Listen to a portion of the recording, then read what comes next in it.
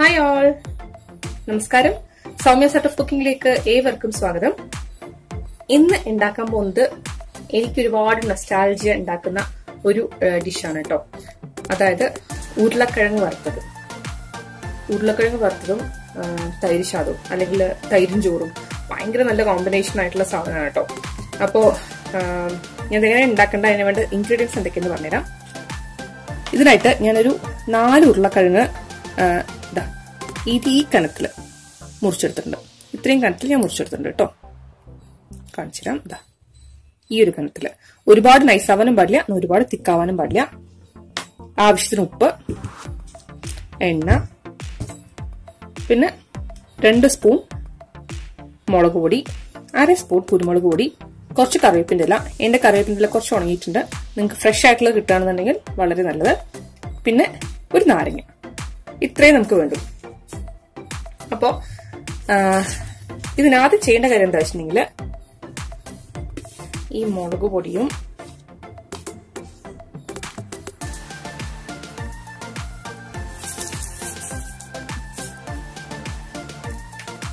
ഇതിലേക്ക് ഒരു നാരങ്ങ നന്നായിട്ട് പിഴിഞ്ഞു കൊടുക്കാം.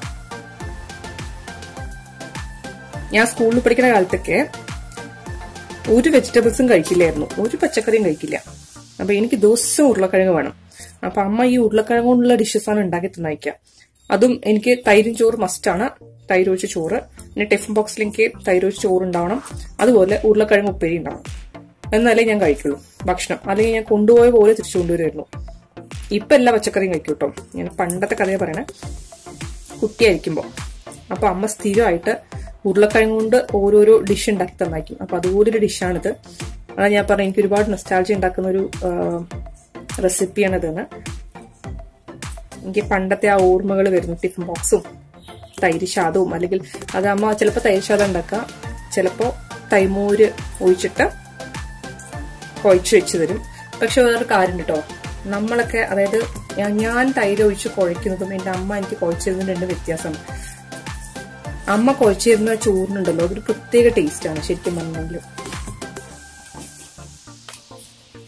ഇങ്ങനെ ഇപ്പോഴും ഇടയ്ക്ക് പറയും, അമ്മ കുഴച്ചു തരൂ, ഞാൻ ഉണ്ണാൻ പറയാൻ പറ്റത്ത്. അമ്മ കുഴക്കുന്ന ചോറ്, അമ്മ കുഴച്ചു തരുന്ന ചോറ്, അതൊരു പ്രത്യേക ടേസ്റ്റ് തന്നെ, ഒരു പ്രത്യേക അനുഭവമാണല്ലേ. ഇതിൽ ആവശ്യത്തിന് ഉപ്പിട്ട് കൊടുക്കണ്ട്. എന്നിട്ട്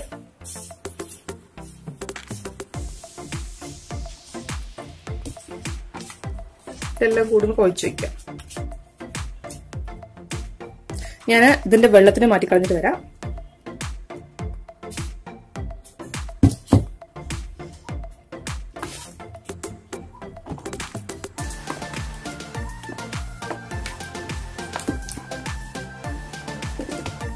വെള്ളം ഇല്ലാണ്ട് എടുത്തിട്ടോ.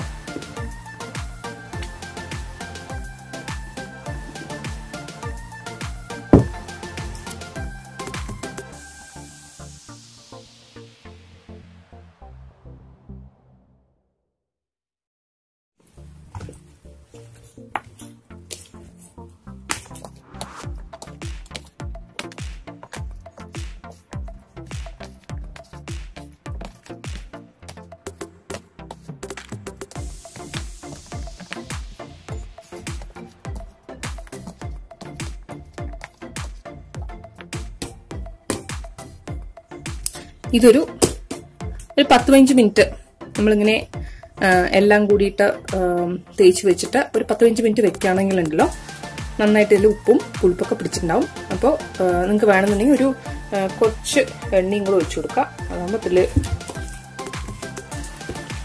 ഉപ്പൊക്കെ പിടിക്കാൻ എളുപ്പമാണ്.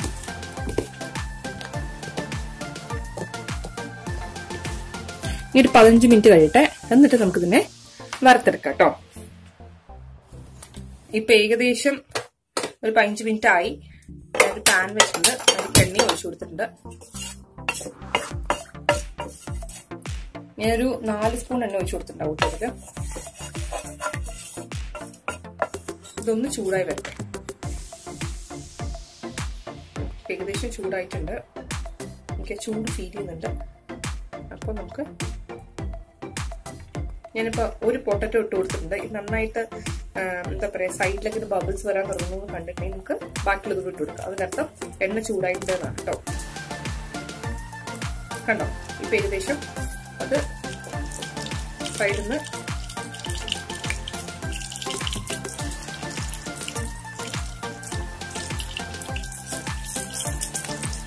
ഇനിയിപ്പോ ഒന്നൊന്നായിട്ട് ഇട്ട് കൊടുക്കാം. അതിലേക്ക്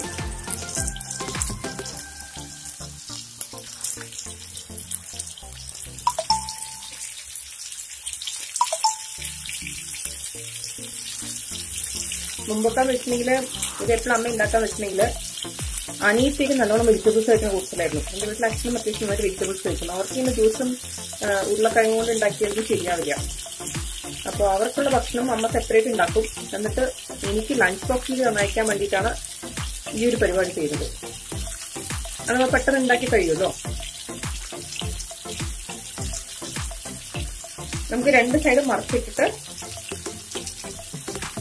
നന്നായിട്ട് ഫ്രൈ ചെയ്യണം. അപ്പോൾ ഒരു ഭാഗം ആയ ശേഷം ഒരു സൈഡ് മറച്ചിടാം.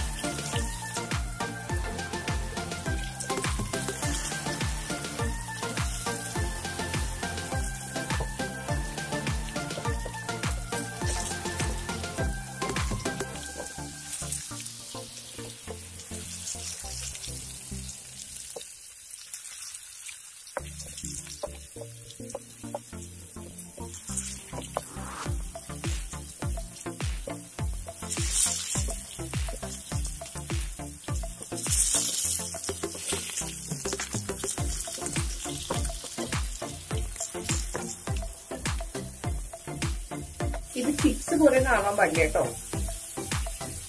ഇത് അത്യാവശ്യം രണ്ട് സൈഡും ഒന്ന് ബ്രൗൺ കളർ ആയി കഴിഞ്ഞിട്ടുണ്ടെങ്കിൽ നമുക്ക് എടുക്കാം. ഏതെങ്കിലും ഒരെണ്ണം എടുത്തത് കഴിച്ചു നോക്കാം. അല്ലെങ്കിൽ ഇങ്ങനെ പ്രസ് ചെയ്തൊക്കെ നിങ്ങൾക്ക് അറിയാൻ പറ്റും വെന്തിട്ടുണ്ടോ. കണ്ടോ ഇത് വെന്തിട്ടുണ്ട്. അപ്പൊ അത്രയും ആയാൽ മതി. ഇനി ഒരുപാട് പേര് വെച്ചിട്ടുണ്ടെങ്കിൽ കറുത്ത് പോകും.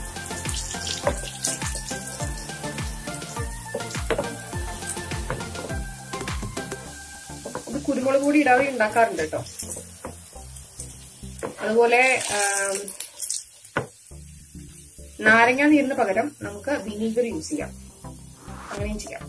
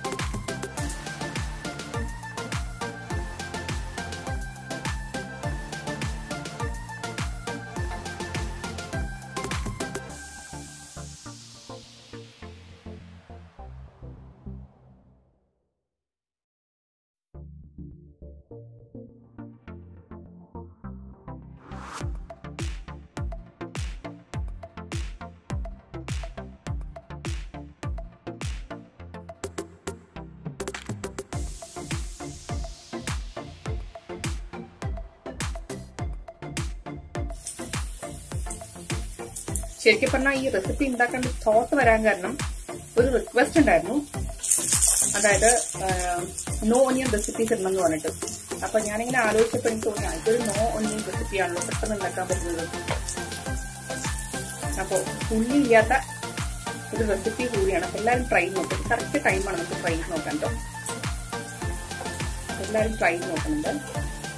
ശരിക്കും പറഞ്ഞാൽ നിങ്ങൾക്ക് ഇതിന്റെ വേരിയേഷൻസ് ട്രൈ ചെയ്യാം കേട്ടോ. അതായത് വേണമെന്നുണ്ടെങ്കിൽ കുറച്ച് വെളുത്തുള്ളി ഇഞ്ചി പേസ്റ്റും ഗരം മസാല ഇട്ടിട്ട് ഇതുപോലെ മാരിനേറ്റ് ചെയ്ത് വെച്ചിട്ട് ഉണ്ടാക്കാം. ഇതിൽ വേണമെങ്കിൽ കുറച്ച് മുളകും വെങ്കായം കൂടെ ചതച്ചിട്ടിട്ട് മിക്സ് ചെയ്തിട്ട് അങ്ങനെ ഉണ്ടാക്കാം. ഇത് ഡിഫറെന്റ് ടൈപ്പിൽ നമുക്ക് ഉണ്ടാക്കിയെടുക്കാൻ പറ്റും. അതായത് മുളകും വെങ്കായം കൂടെ അരയ്ക്കുക, എന്നിട്ട് ഇതിൽ മാരിനേറ്റ് ചെയ്ത് വെക്കുക, എന്നിട്ട് രണ്ട് ഭാഗം ഫ്രൈ ചെയ്തെടുക്കാം. അങ്ങനെ ചെയ്യാൻ പറ്റും. അതൊരു വേർഷൻ. പിന്നെ രണ്ടാമത്തെ വെച്ചിട്ടുണ്ടെങ്കിൽ ഇതിന്റെ നമ്മളിപ്പോ പൊടികളൊക്കെ ഇട്ടില്ലേ, അതിന്റെ കൂടെ കുറച്ച് ഗരം മസാലയും കൂടി ഇട്ടിട്ട് ഉണ്ടാക്കാൻ പറ്റും. അത് രണ്ടാമത്തെ വേർഷൻ. മൂന്നാമത്തെ വെളുത്തുള്ളി ഇഞ്ചി പേസ്റ്റ് മാത്രമായിട്ട് ഉണ്ടാക്കാം. പിന്നെ വേണമെന്നുണ്ടെങ്കിൽ ഗരം മസാലയും വെളുത്തുള്ളി ഇഞ്ചി പേസ്റ്റും നമ്മൾ ഈ ഇട്ട പൊടികളും എല്ലാം കൂടി ചേർത്ത് ഉണ്ടാക്കാം. ഇത് 3-4 രീതിയിൽ നമുക്ക് ചെയ്തെടുക്കാം. പെട്ടെന്ന് ഉണ്ടാക്കിയെടുക്കാൻ പറ്റുന്ന ഒരു റെസിപ്പിയും കൂടിയാണ്. ഉരുളക്കിഴങ്ങ് ഇഷ്ടമില്ലാത്ത ആൾക്കാരെന്ന് വെച്ചാൽ ഇത് വളരെ കുറവായിരിക്കും അല്ലേ. അപ്പോ എസ്പെഷ്യലി കുട്ടികൾക്ക് ഭയങ്കര ഇഷ്ടമുള്ള സാധനമാണ്. ഞാൻ ആകെ ഉരുളക്കിഴങ്ങ് ഉണ്ടാക്കുന്ന സമയത്ത് ഒന്നും ഉരുളക്കിഴങ്ങ് വേണ്ടാന്ന് പറയുന്ന ഒരാളെ ഞാൻ കണ്ടിട്ടുള്ളൂ. അതെന്റെ ഹസ്ബൻഡാ. അല്ലാതെ ഇതുവരെയായിട്ട് ഉരുളക്കിഴങ്ങ് എന്ന് പറയുമ്പോൾ ഇഷ്ടമില്ല എന്ന് പറഞ്ഞ ആളെ ഞാൻ ഇതുവരെ കണ്ടിട്ടില്ല കേട്ടോ.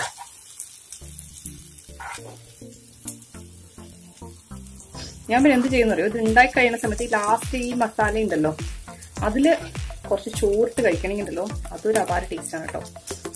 നമ്മൾ അവസാനം ഇടുമ്പോണ്ടല്ലോ ഈ ചെറിയ പൊട്ടും പൊടികളൊക്കെ ഇട്ടിട്ടുണ്ടാവുള്ളൂ നമ്മൾ, അതായത് ഈ പൊട്ടിയ പീസസ് ഒക്കെ. പക്ഷെ എന്നാലും ഈ അവസാനത്തെ ആ ബാച്ചിന്റെ ടേസ്റ്റ് നമ്മൾ ആദ്യം ഉണ്ടാക്കുന്ന ബാച്ചിൽ കിട്ടില്ല. അപ്പൊ അവസാനം ഉണ്ടാക്കുന്നതാണ് ഞാൻ നോർമലി എടുത്ത് യൂസ് ചെയ്യാറുള്ളത്. എനിക്കിഷ്ടമുള്ളത് അവസാനം നമ്മൾ ഉണ്ടാക്കുന്ന ഉരുളക്കിഴങ്ങിന്റെ ആ പീസസ് ഒക്കെ ഇട്ട് ഉണ്ടാക്കില്ലേ, അതാണ് എനിക്ക് ഏറ്റവും ഇഷ്ടം കേട്ടോ. ഇതിൽ ഞാൻ കുറച്ച് ചോറും കൂടിയിട്ട് മിക്സ് ചെയ്ത് കഴിക്കും. വായിൽ വെള്ളം വരുന്ന എനിക്ക് ഇപ്പൊ തന്നെ. അപ്പോൾ എല്ലാവരും ട്രൈ നോക്കിയിട്ട് ഇഷ്ടപ്പെടാണെന്നുണ്ടെങ്കിൽ സബ്സ്ക്രൈബ് ചെയ്യാൻ മറക്കരുത്. അതുപോലെ തൊട്ടടുത്തുള്ള ബെല്ലൈക്കൻ കൂടെ പ്രസ് ചെയ്യണമെന്നുണ്ടെങ്കിൽ ഞാൻ ഉണ്ടാക്കുന്ന പുതിയ പുതിയ റെസിപ്പീസിന്റെ നോട്ടിഫിക്കേഷൻ നിങ്ങൾക്ക് കിട്ടുന്നതായിരിക്കും. അപ്പൊ അതിന്റെ ക്ലോസ് വ്യൂ നിങ്ങൾ കാണിച്ചു കേട്ടോ. എന്തായാലും ട്രൈ ചെയ്ത് നോക്കണം. ഇതൊരു നോ ഗാർലിക് നോ ഓണിയൻ റെസിപ്പിയാണ്. അതായത് ഉള്ളിയും വെളുത്തുള്ളിയും ഒന്നും തന്നെ യൂസ് ചെയ്യാതെ ഉണ്ടാക്കുന്ന റെസിപ്പിയാണിത്.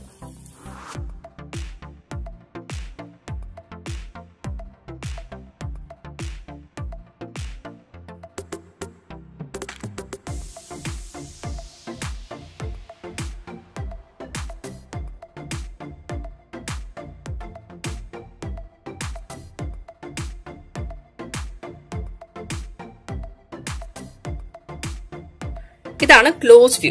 ഇങ്ങനെ ഒന്ന് നന്നായിട്ട് ഫ്രൈ ചെയ്തിട്ടുണ്ട്. ഒരു ഭാഗത്ത് കുറച്ച് ലൈറ്റ് ആയിട്ട് ഫ്രൈ ചെയ്തിട്ടുണ്ട്, കണ്ടു. അപ്പോൾ എല്ലാവരും ട്രൈ നോക്കണം കേട്ടോ. കാണുമ്പോൾ തന്നെ കഴിക്കാൻ വായിൽ വെള്ളം വരുന്നില്ലേ. എല്ലാവരും ട്രൈ നോക്കാം, നിങ്ങൾക്ക് എന്തായാലും ഇഷ്ടപ്പെടും. അപ്പോൾ നാളെ ഒരു പുതിയ റെസിപ്പി ആയിട്ട് നമുക്ക് വീണ്ടും കാണാം. അതുവരെ ബൈ, ടേക്ക് കെയർ.